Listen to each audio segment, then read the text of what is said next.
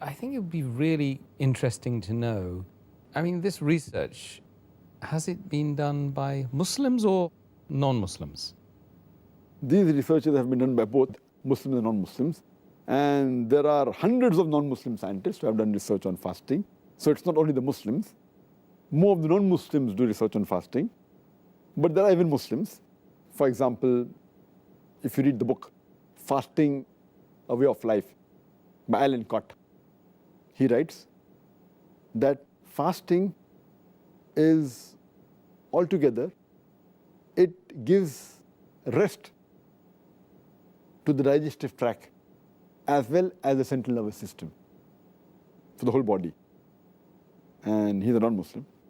There was a research done by an Indian doctor by the name of Dr. Shanti Rangwani, and she says that when a person fasts, there is no intake of food. So the toxins are created by the food that you eat. So no new toxin is created. And whatever toxin is there present in the body from before, it gets excreted from the body. So fasting is a very good method of excreting all the toxins from the body, and it purifies the body system. It was done by a non-Muslim. The research is done even by Muslim. The research done by Dr. Suleiman in the University Hospital in Amman in Jordan. And he did a research on a group of men and women. There were 42 men and 26 women. And the research was done that they fasted, and the changes in the body was noted. And they found out that there was a slight reduction in weight. And there was an increase in the glucose level. But as far as the other components are concerned, testosterone, cortisol, sodium, potassium, urea, all of them remained the same. There was no change as per in the body content, except the glucose level increase and the reduction in the weight of the human being. There were several researches done by non-Muslims. There was a group of non-Muslim scientists who did research in Africa in areas where there were famine. And they realized that people, when they did research, that people who were starving because of famine, and they lived in the same refugee camp, some people who had food and some people who were starving. But those who were starving, they had less chances of having tuberculosis as well as malaria. So fasting increased the defense mechanism against tuberculosis and malaria. So it's Allah's mercy, alhamdulillah. Can you believe? Because they were starving, it prevented them from having tuberculosis as well as malaria. Allahu Akbar. There were researches done by non-Muslims which show that fasting increases the longevity, increases the lifespan, and it has a reversal on the aging process. There was research done by a Muslim scientist by the name of Dr. Osama Kandil in the Harvard University.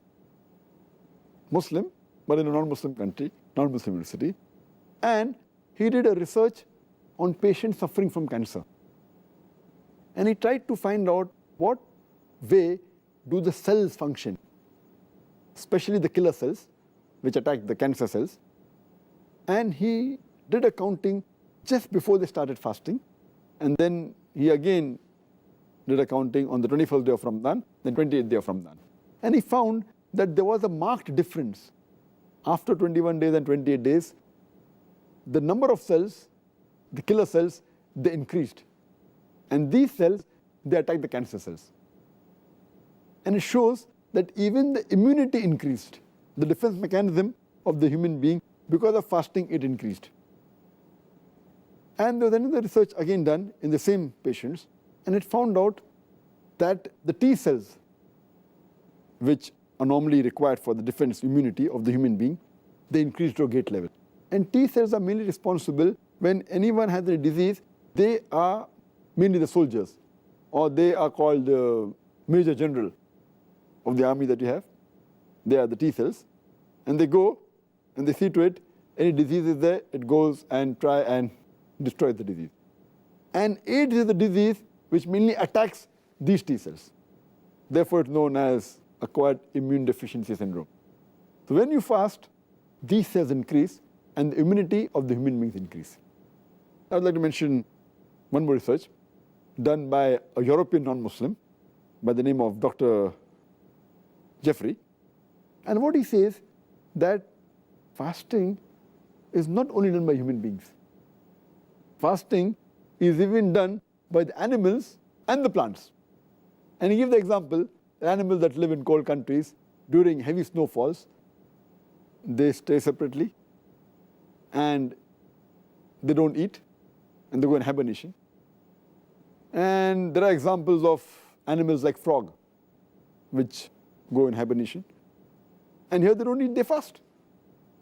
And he gives the example in his book that even the trees in winter, when they don't get water, they're fasting.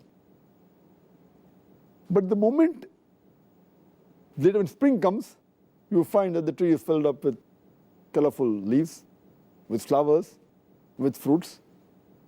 And he suggested that every human being, every year, should at least fast for 40 days. And we know that it's first for every Muslim to fast in the month of Ramadan. That's approximately 30 days. And further, if you keep the 6 days of fasting in Shawwal, that makes it 36 days. So Allah subhanahu wa ta'ala and our Prophet has already given us this guidance which the non-Muslim European has given us recently. So there are many researches done by non-Muslims on fasting, and it's very beneficial for the human body.